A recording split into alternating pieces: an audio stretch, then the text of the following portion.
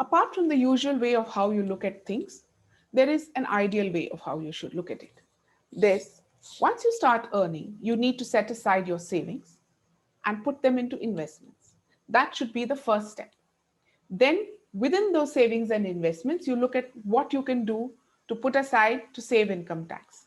Then you look at your regular expenses within your family, your regular household expenses, your annual expenses, unplanned expenses. And then whatever is left from that, you set aside lifestyle expenses. So that's how finances should be planned. Not spend first and then save and invest, but save and invest and spend the remaining.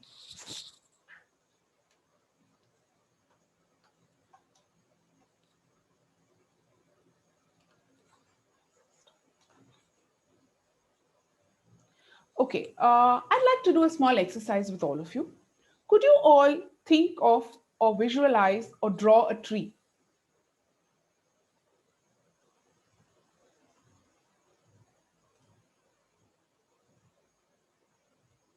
And I'd like somebody to let me describe what kind of tree they had drawn. You could unmute yourself and let me know what kind of tree you're drawing. Uh, Probably a fruitful one. Yeah, can you describe the tree, please, Mukesh? So it has strong roots, Okay, great leaves, okay, and fruits. okay. Somebody else?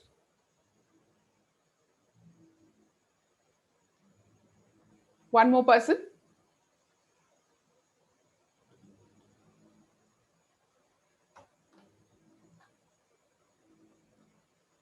Okay, so would most of you have thought of a tree like this? Lots of leaves, pretty flowers, a nice canopy, branches, and a strong trunk. Yeah, Is this what true. everybody looked like? Everybody's tree in their Right. imagination looked like? Imagination, yes. Yes. Maybe I put some fruits to it. Okay. Now, can we imagine what is this tree actually being able to stand by like this and flourish because of? Is this the only part of the tree? No.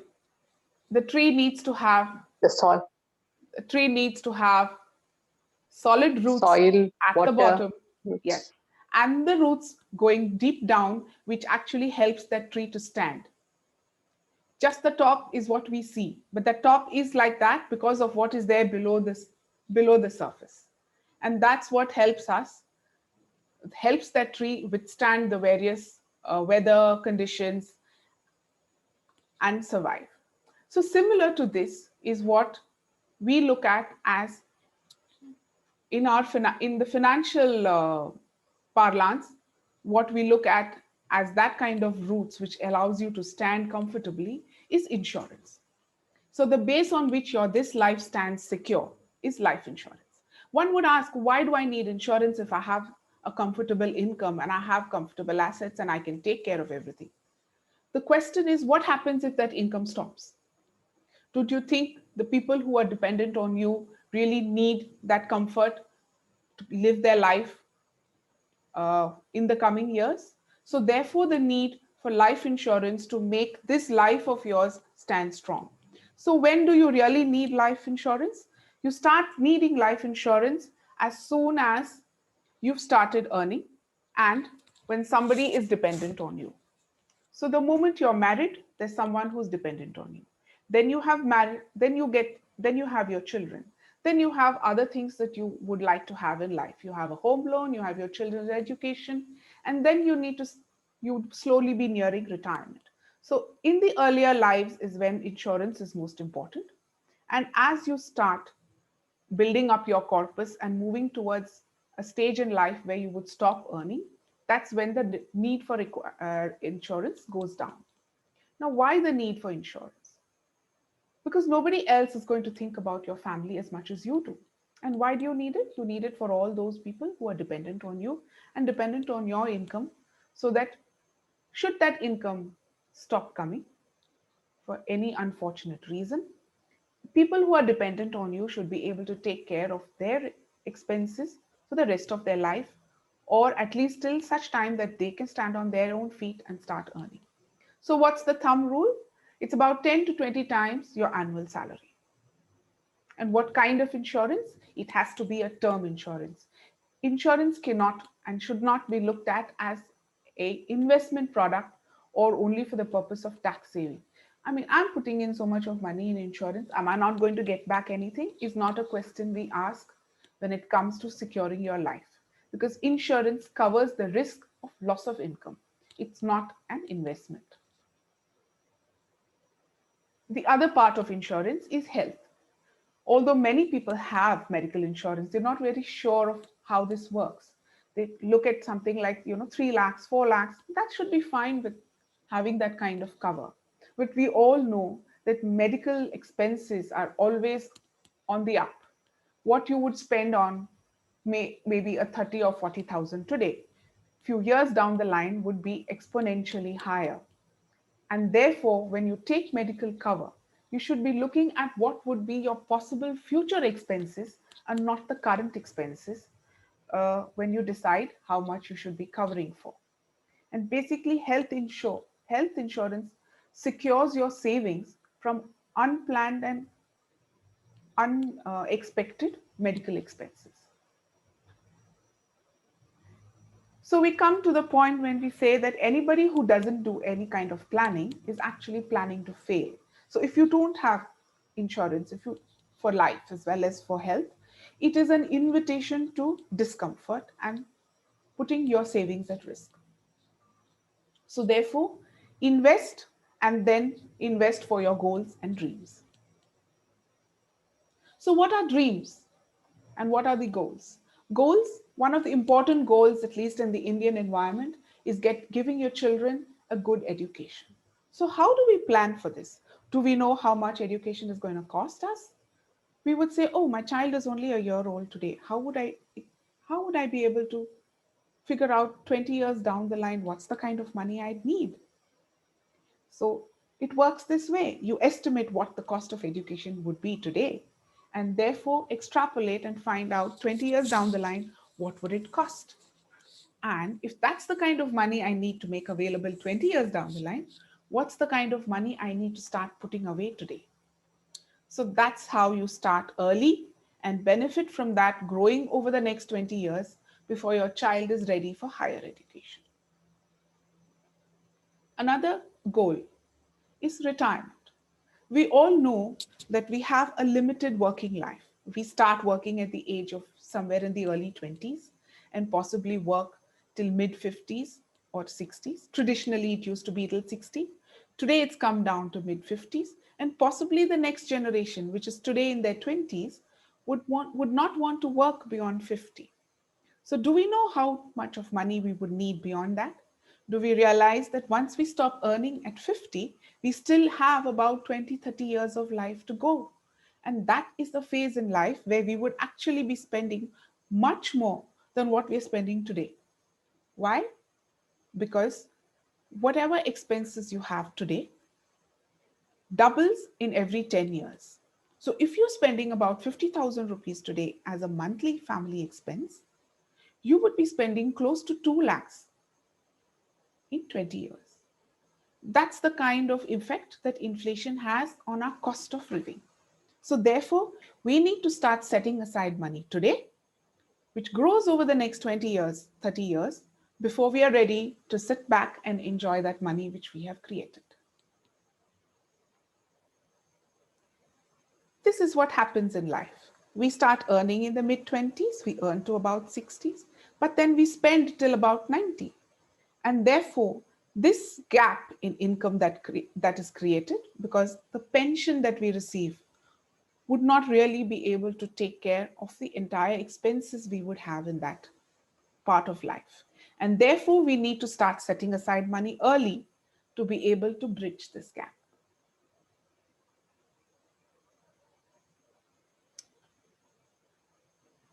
What other goals could we have in life that we need to set money aside for?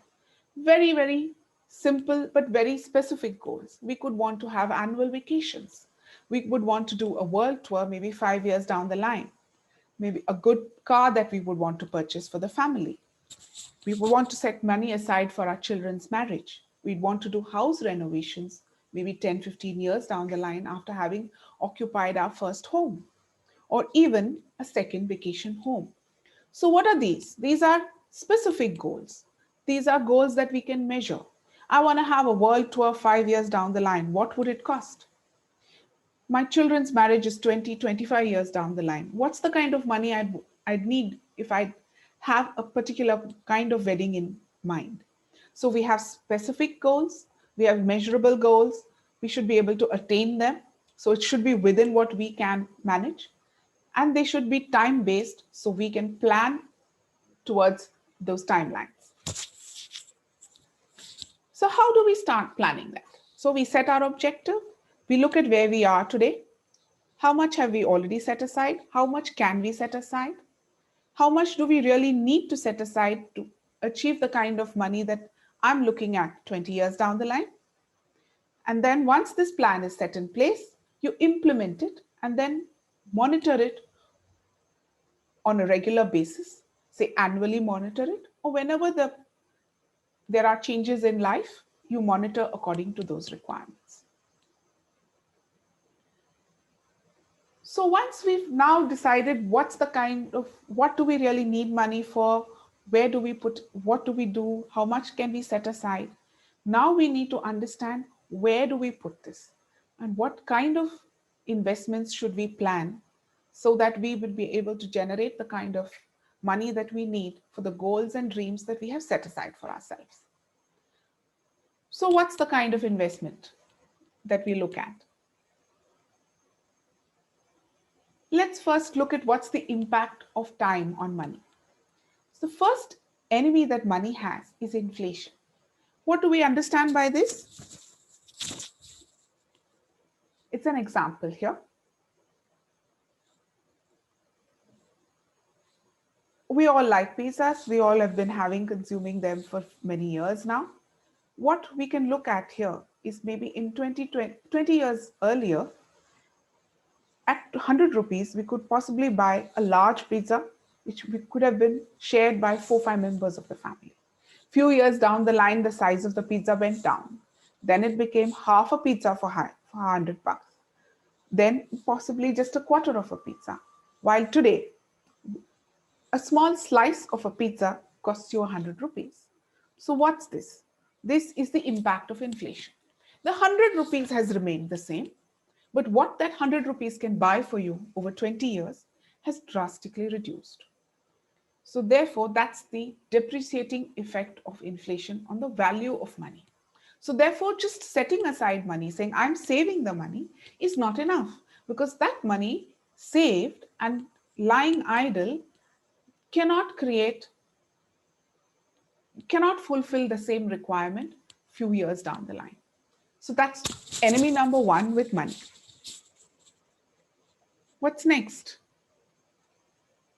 We also have inflation in the form of the lifestyle that we choose to live. We would have bought a shoe maybe for 500 rupees a few years earlier.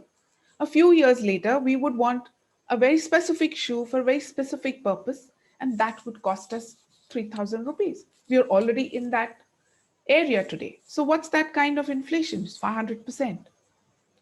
Earlier, a cinema ticket cost us 50 rupees. Today, a multiplex ticket costs us 250. We were happy with a two-wheeler, but now we need a family car. We were comfortable with a local beach holiday, but now we dream of international vacations. So all these are inflations or increase in the kind of money that we would spend based on the lifestyle that we choose. So that's the second impact on money. What's next? Enemy number 2 of money is taxes.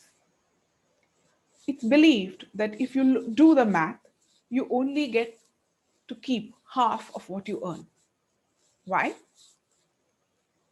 Because suppose you earned 1,000 rupees, you're paying 33% as tax. So 330 rupees is gone from that to the government as direct taxes. So you have left 670 rupees. Now from this, if I go to spend 500 rupees, I'd be paying almost 75 rupees as tax. So I actually get to spend only 420 rupees, 25 rupees. And I have saved the 170 rupees from this 670. So all that together comes to about 600 rupees. So that's all, just about a little more than half of what I have earned is what I get to spend on myself as well as to save. So all the more reason that what we set aside needs to be set aside to be able to fulfill your requirements of the future, which are going to be much more than what they are today.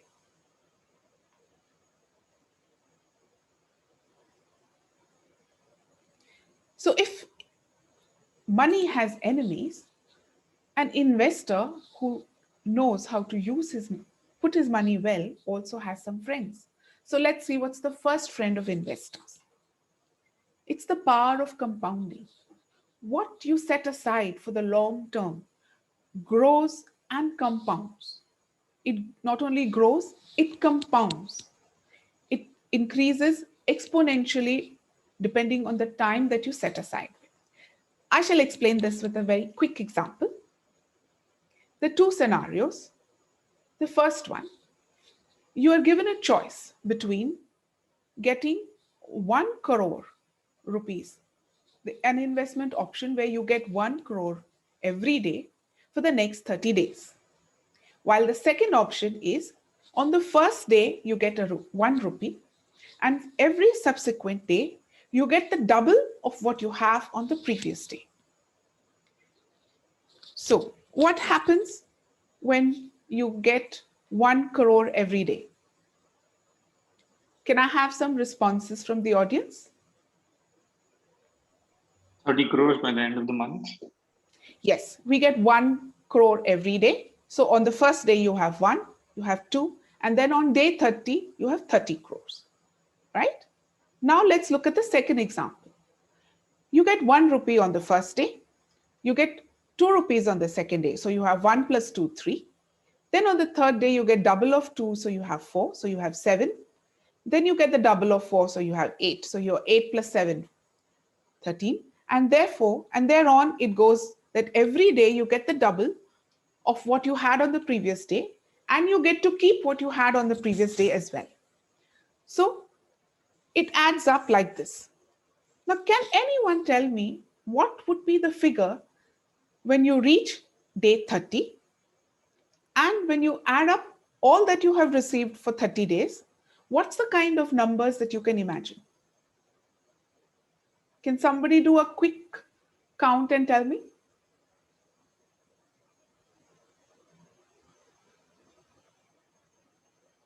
Even if it's an approximate number.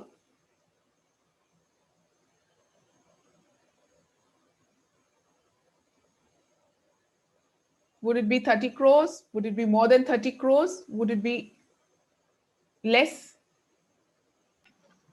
Should be more than 30 crores. Maybe more than 30 crores. How much more than 30 crores? Approximately. About 10 crores more. Double, 2 times, 3 times, or just a little bit more? 49 to 50 crore.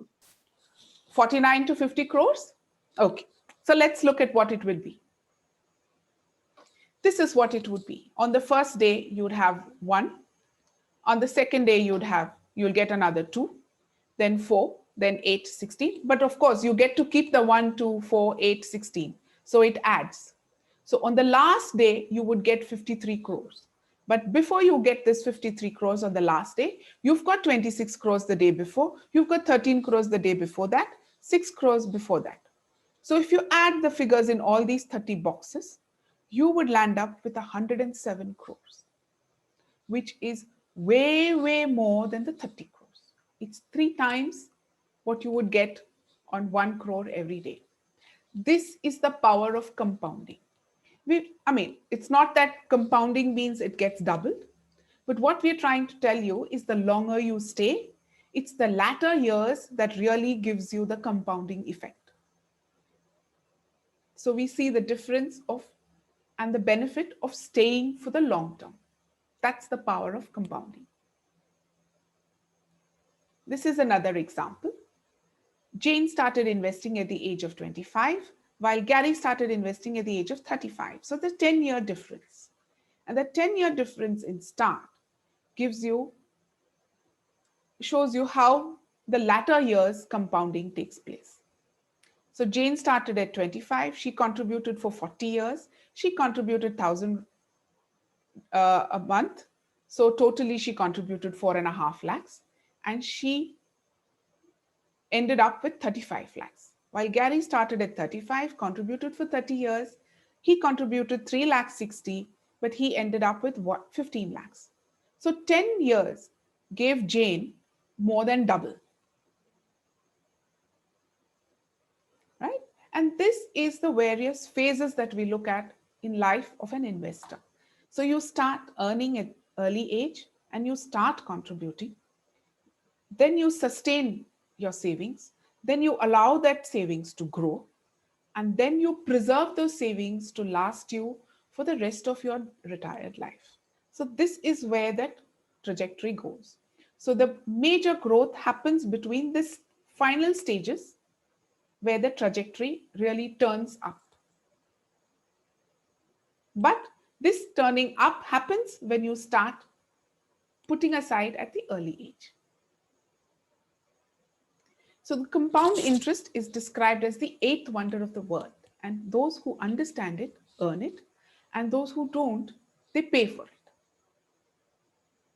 So what's the second trend of investors? It's equity investing. There's an example. An investment of 10,000 rupees made in 1980 in Wipro shares and you've just put in 10,000 in 1980 and not done anything with it after that. You didn't put, you didn't remove. It's today worth 850 crores. These are approximate figures, but it's whereby that much.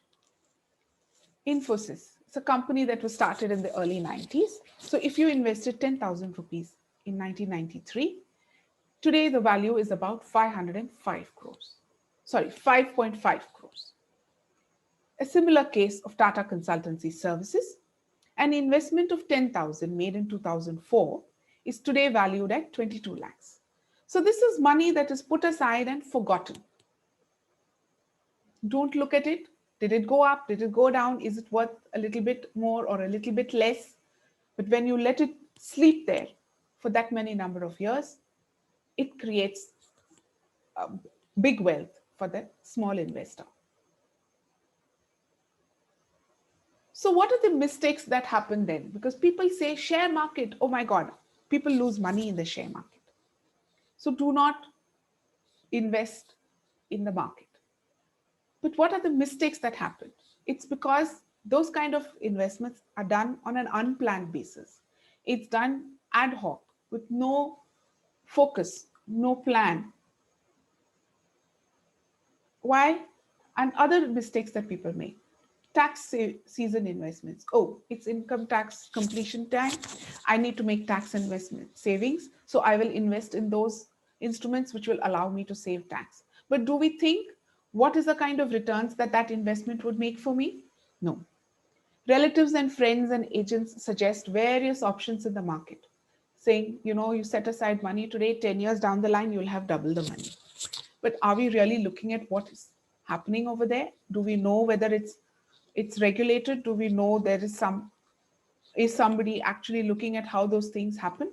Is there any control? We also fall for all the kind of sales pitches that we happen when we visit a bank.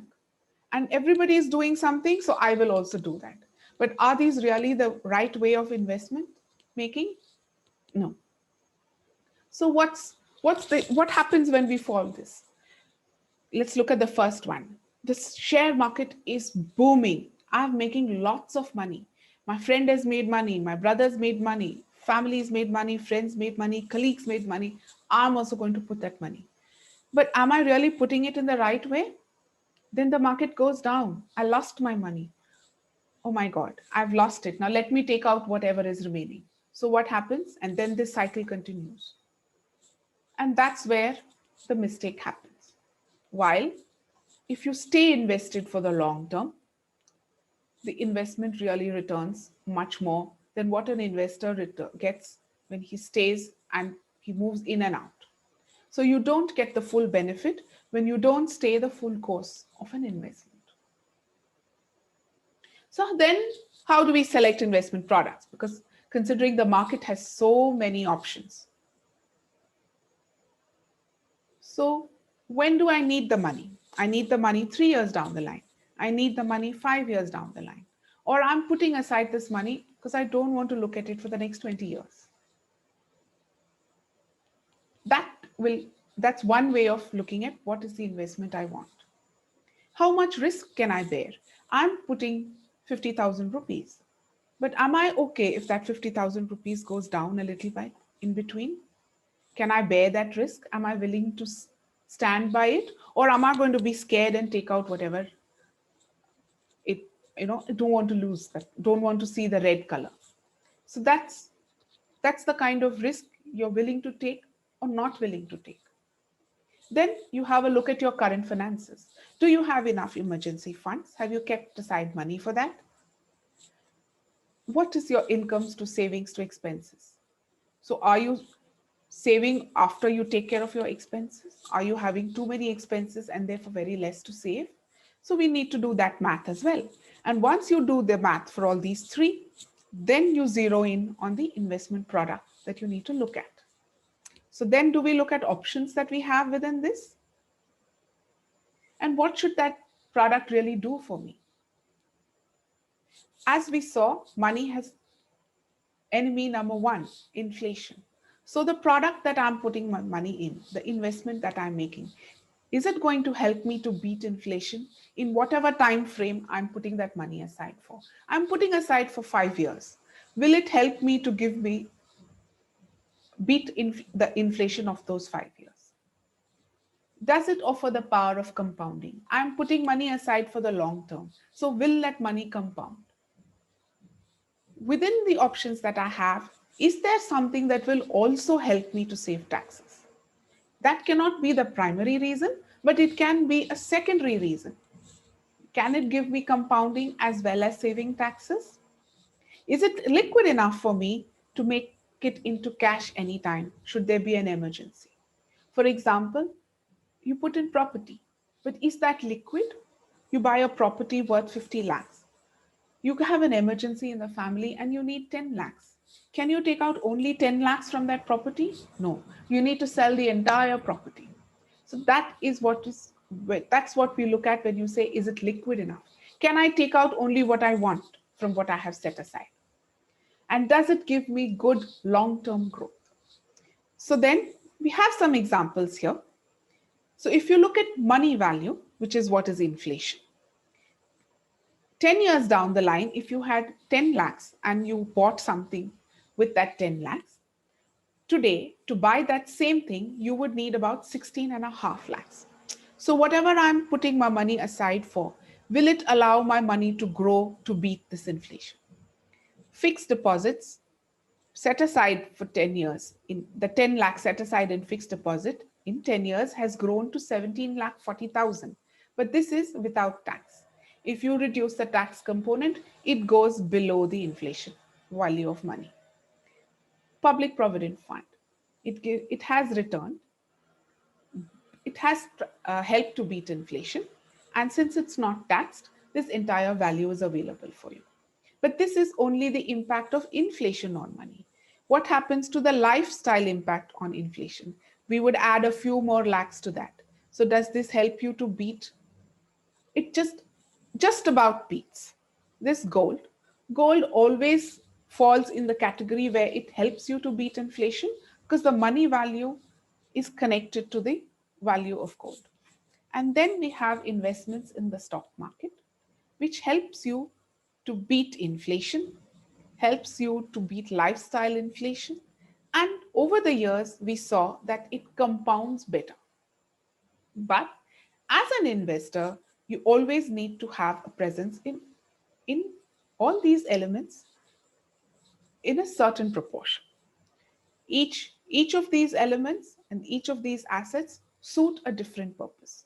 What you need for the short term, you cannot put in the stock market. What you need in the medium term, you may not be able to. It's not advisable maybe in the stock market. But what you need for the long term, you should not be keeping in fixed deposits. So each has its own role to play. So what does an investor do to create that kind of compounding? So we introduce the concept of mutual funds as an investment vehicle. So what's really a mutual fund? We have an investor who's putting money into a mutual fund. The mutual fund has a fund manager who manages all the money that comes into the fund. He decides where that money should be put in, how much of that money should be put in, when it should be put in, when it should be removed. And what does he put this money in? He puts it in securities or stocks, which are in the stock market, as well as in securities which are not stock related, which is for money that is set aside for the shorter term. And by ensuring that this money goes into the right set of instruments, he or she generates the returns for you, which then the investor can use in the long term to fulfill their dreams and goals. So how does this work? And what's the advantage of a mutual fund? Now, we all know various large companies that exist in India and the kind of returns that those shares have generated for people. For a company like HDFC Bank, for a small investor, it may not be easy to go and buy shares of an HDFC Bank, or maybe of a Wipro or of an Infosys. But the mutual fund vehicle gives an average investor the option of putting in a little bit of money and being able to own a little bit of HDFC Bank, a little bit of Infosys, a little bit of Wipro, a little bit of Tata, and participate in the growth of that company. And that is how mutual fund investment generates growth for the investor in the long term.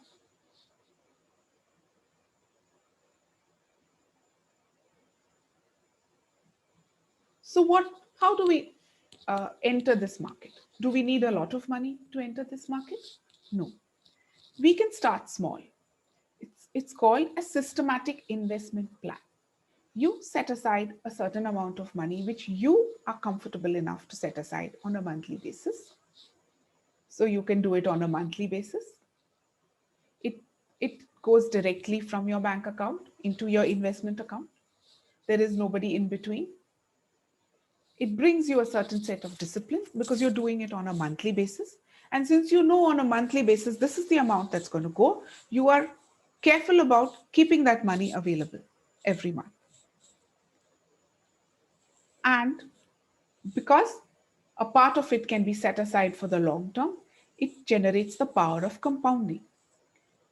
And the best part, you can start with something as little as 2,000 per month. So your monthly contribution is this much. But in the long term, this is the kind of wealth that monthly contribution is capable of creating when put in the right instruments and put with the right plan and put with the right advice. So how do you plan this? I need money for an annual vacation.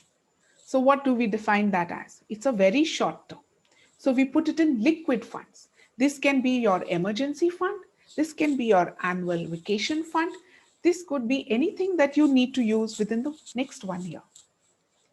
Okay, I have plans to buy a car 3 years down the line, or a longer and bigger vacation 3 years down the line. So you're looking at the short term. So there we have debt mutual funds where the money is set aside in instruments which give a lot of loans to the corporate market and therefore very safe and generate better returns for you. And anything that's there for over 5 years can be put in, is defined as medium term, long term, and very long term. And these can be put in a variety of equity funds that would generate these returns for you. So what's the advantage of mutual funds? It's professionally managed, it's very transparent, it offers flexibility. You can put as much as you want, when you want, take it out when you want, and keep it for as long as you want, with no penalties, no terms and conditions. They allow you a lot of diversification, gives you a choice of schemes. It's a very well-regulated market. It's always a very liquid asset. You can take it out whenever you want within a short time. It's a low-cost investment. And it also offers tax benefits as well as tax efficiencies. So, are we all ready to get started? As a journey of 1,000 miles begins with a single step. We can now take some questions. You can put questions in the chat box, or that would be easy for me to start answering. Yes, Vivek, there are chances of tax saving using mutual funds. There are equity funds which offer you a tax saving option, and they come under the tax saving section of 80C in the income tax, which are equity investments locked in for 3 years, but give you compounding growth in the long term. Thank you, ma'am. But will this be beyond the 1.5 lakhs which is set aside in under Section 80C? No, Or it is within the 1.5 lakh. okay, thank you. It's a part of the 1.5 lakh. Right now, thank you. Yes, any other questions? Okay, difference in life insurance and mutual fund. Swati has asked a question. She asks, what's the difference between life insurance and mutual funds? Life insurance, like I said, is a cover for risk.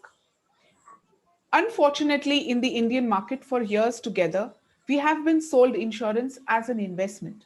But insurance is purely a risk cover. It should cover the cost of your income. For the main earner of the family, tomorrow, if that person passes away, there's going to be no income left for that family to survive on. So insurance ensures if that person is covered for say 10 to 20 times his annual salary, if that person passes away and possibly has an annual income of say 5 lakhs, so 520, 1 crore. So the family will get 1 crore of money upfront. And then that money can then be used to take care of the family's requirement over the next few years till such time that there is somebody else who starts earning in that family. And therefore, insurance is not an investment. Insurance is purely a risk cover. Mutual fund is investments in the stock market, which will then generate multiple returns for you in the long term. NPS as an instrument is very similar to mutual funds because the money set in NPS is also invested in mutual funds. The difference being NPS money gets locked in till your retirement. You cannot take out the money till you retire, which is say age 55 upwards, or 58 or 60. And when you retire, you cannot take out the entire amount. You can take out only a part of it. And the balance needs to come to you as an annuity, which is a money that will come to you. You can choose your annuity. You can get it money every month and money every year. And that will keep coming to you for the rest of your life. So the locked in part of it is the difference between the NPS and regular mutual funds. How small can one start? Like I said, one can start with even 500 rupees a month, 2,000 rupees a month, 5,000 rupees a month. You can start as small as you can, say 1,000 rupees a month, and you should be able to start. At what age can a child start learning about investment? The sooner the better. The sooner the person understands what it means to count, say maybe at the age of 10, you can start your child by saying, you're putting money into the piggy box, but in the piggy box, the money remains just as 10 rupees. You invest it, the 10 rupees can become 20 rupees.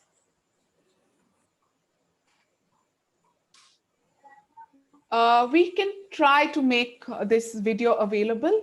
We shall check. Well, a view on cryptocurrency. Cryptocurrency is a very unregulated market and therefore not safe for people who are putting their hard-earned money inside it. So if you have money which is hard-earned money on which you have your plans and dreams to be fulfilled on, then cryptocurrency is not where you have to put, where you should be putting the money. Cryptocurrency is for people who are gambling with money. Is it SIP equivalent to doing it smaller? Well, yes, you can. It also breaks down into small bits. You can put small amounts to see how it goes. But being an unregulated market, we wouldn't really recommend.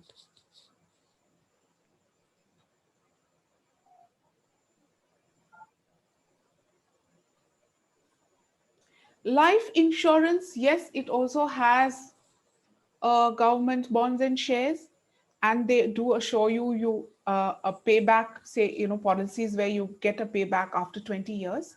But if you look at the kind of money that you set aside for those 20 years and were not bothered about where that money went because you knew that 20 years down the line that money is coming back to you, if you look at the kind of returns the mutual fund would have given you for that 20 years, vis-a-vis what that life insurance policy gave you, there would be a difference of about 300%.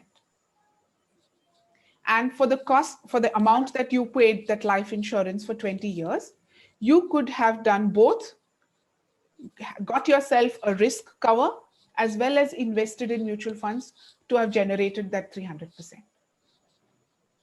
So please look at life insurance purely as a risk cover, not as an investment. Yes.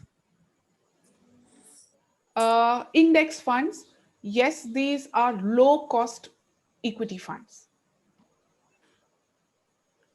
If you're starting investments at the age of 30, would it be ideal amount to invest per month?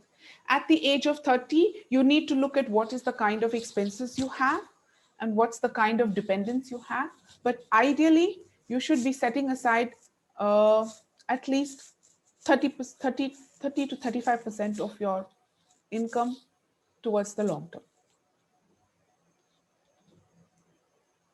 Investing in IPOs for the long term, well, even that is now available through the mutual fund route, where there are certain mutual fund schemes which focus on purely picking up investments in IPOs. You talked about liquidity. Can we withdraw the gain on a large cap fund during a lock-in period in case there's an emergency? You can withdraw from funds which do not have a lock-in period.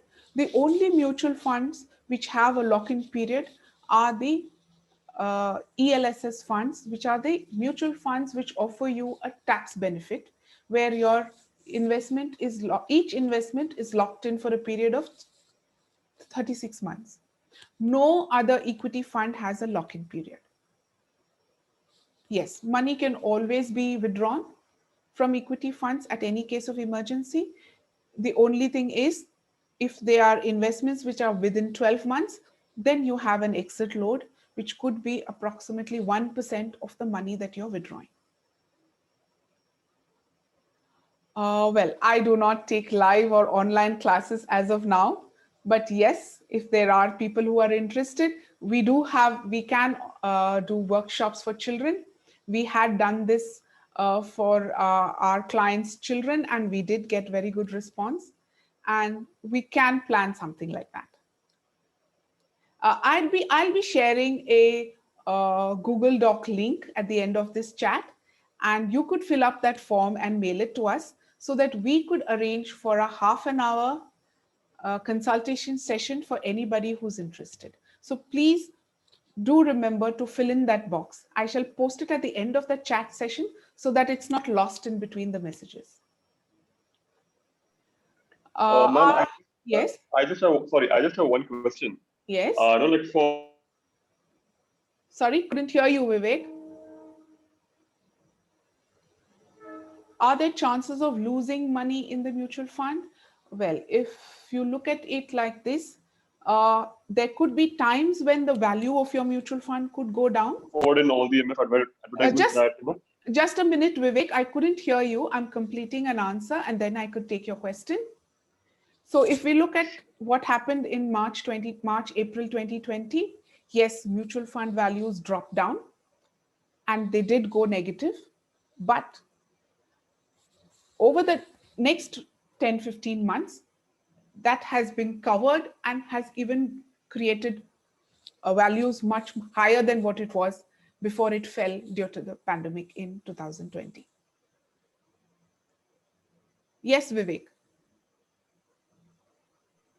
Yes, ma'am. Sorry.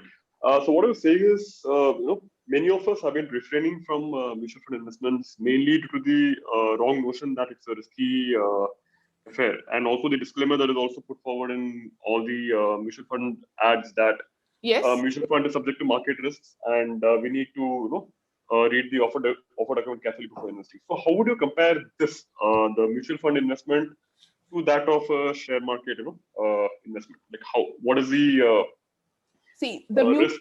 the mutual fund invests equity investments into the share market. So mutual fund investments do go into the share market. A part of mutual fund investments also go into the bond market, where there is a government securities or private securities.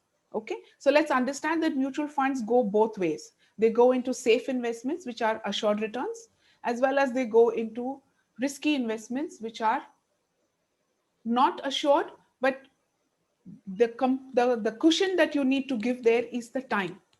You need your investments, you need to give your investments time to grow. So if you put money today and say, I want it 3 years down the line, you cannot put it into equity.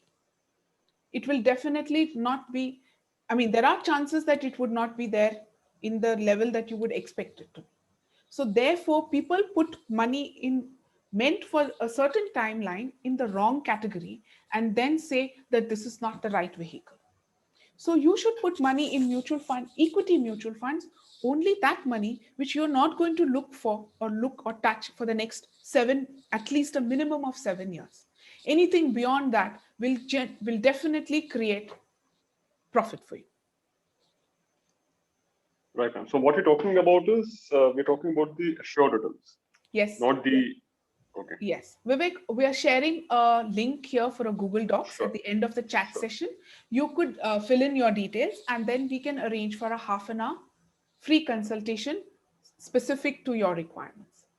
Sure, ma'am. Will. Thank you. Okay. In the next 10 years, where do we see the Sensex? Well, when the Sensex dropped last year to 26,000, nobody expected it to be at 52,000 15 months down the line.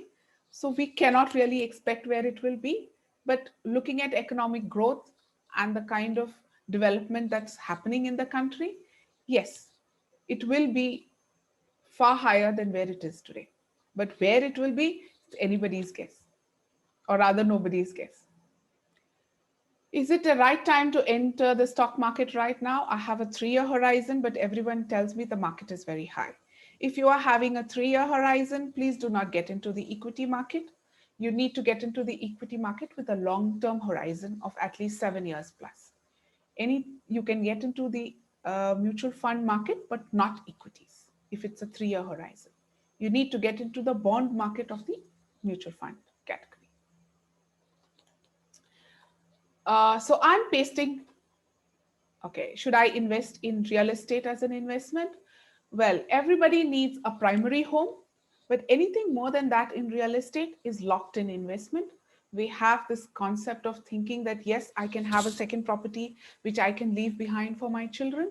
But believe me, when you're leaving behind assets to your children, it's always nicer to leave it in a more liquid form so that they can decide what they want to do with it. Real estate is locked in investment, difficult to liquidate, difficult to maintain. I do not have any idea about investments at the age of 40 as a housewife. Can I invest? Of course you can. Swati, we'll be sharing a link at the end of this. You could get in touch with us using that Google form and we shall be able to help you with your specific requirements. Okay, Sachi? I'm pasting the link here. We are almost reaching the end of our session of the time that we had planned for, which is about an hour. This is the Google Docs. So kindly use this.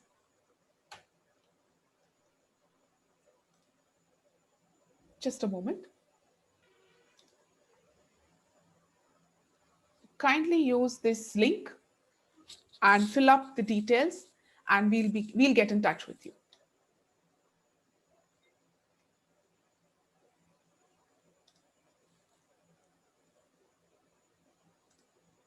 So I hope everybody found the session informative, educative, and also something that you would have found beneficial to go ahead with. I can take a couple of comments. You can unmute yourself and we can speak.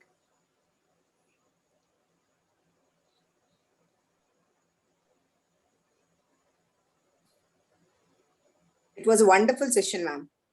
Thank you so much. It was really wonderful as a housewife. I really do not have any idea about investment, but definitely if there is any class, or I would definitely love to join, ma'am.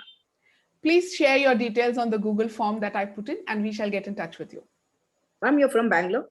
Yes, I'm in Bangalore. Where have you put up, ma'am? My child is now, she's in 10th. Okay. Right time for her to invest, and she should know.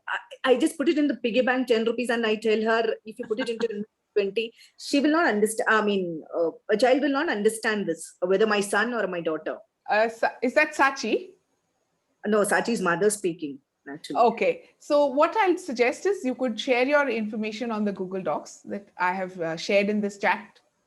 Okay. I shall share it. I shall share it again. So you could get in touch with us, and whenever we plan a session for children, we'd send you an email. Ma'am, I don't mind if you're taking class for 2 also 1-to-1. I mean, it's better at the right age they learn the investment. Otherwise, sure, it's like paisa hai to kharch karne ke liye hai. That mentality is there in them. Sure, we can do that. You can get in touch with us through that form, and we'll get in touch with you. We'll send you an email. We'll send you a invite for a session. And ma'am, could you please share your number as well anytime, if you don't mind? This is the number on which you can call me, and we can set up a call. Okay. Ma'am, what is the exact age where a child can learn? As you said, at the age of 10, he or she will not understand investments. As soon as a child is comfortable enough to understand that, when we put a seed in, we got to wait for that seed to grow. Yes. As soon as a child can understand that, he will understand how investment works. Is it advisable to push a child for investment? I mean, see, a child is a playful, he will not like all these, they'll all feel it is a lecture. No, it is us to explain to them, and then they can start when they are ready. Okay, ma'am. Thank you so much. Definitely, I'll send my child, ma'am. If Yeah. you are thank you so much. We should be planning something, but right now we thought, children are already on a very high level of online stuff. So we are avoiding it for the moment. We'll wait for things to open up a little bit so that we can have a face-to-face connection with children. But this is also at the time is a must, ma'am, where a child should know how to save. Thank you so much, ma'am. Thank you so much. Thank you, everybody, for attending the session, and hope to hear from all of you through the document that I have shared here. So kindly, please take the trouble to fill up that form, and we would get back to you. Thank you so much, ma'am. And I have shared my number too. So feel free. You can call me at any time. You can message me. That's a number on which I'm there on WhatsApp also. So you could possibly send me an initial message, and then we'll call back and get back to you. Ma'am, I've just got this link, Google Doc. Where is your number? I put it I got it. Chat box. Yeah.